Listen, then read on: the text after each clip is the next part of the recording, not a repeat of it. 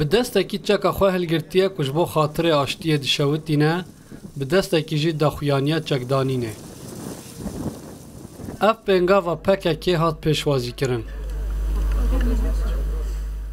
Hülya Oranek wek hevseroka Koma Civakên Kurdistanê KCK Besê Hozat tê naskirin. Roj baş, dem baş. Li şikefta casena ya li sînorê parêzgeha Sulêmaniyê sî gerîleyan li ser banga Abdullah Öcalan çekên xwe danîn.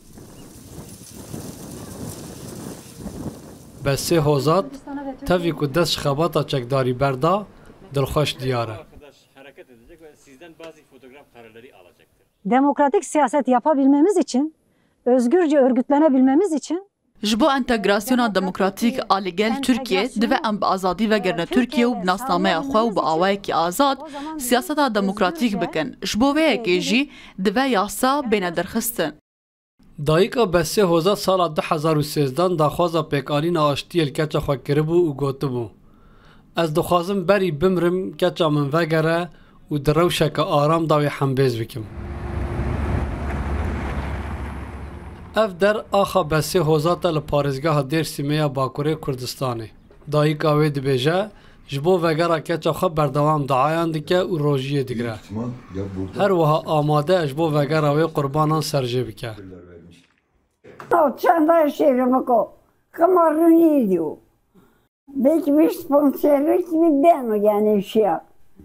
Ma merda ma ne zan kuyasa. Ama kenamın o çanda şehri sak vereceğini diyeceğim arını diyor. Ya.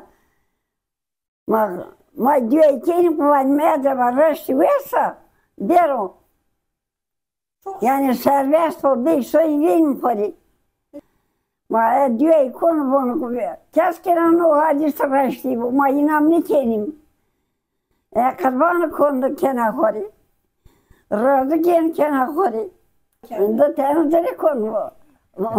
Ma dersin bu o kahu tane kon kena kori. Yani barışın gelmesini. Em bi hatina aştiye kêfxweş bûn. Em ji vê rewşê gelekî kêfxweş bûn û em hêvî dikin ku ew jî werin Tirkiye. Hewlên aştiyên li Tirkiye rûkeniya hêviyê daniye ser lêvên geyîk orana 92 salî. Çavê wê berdewam li rê ye û berî ku xatir ji dunyayê bixwaze, dixwaze bi keça xwe şa bibe.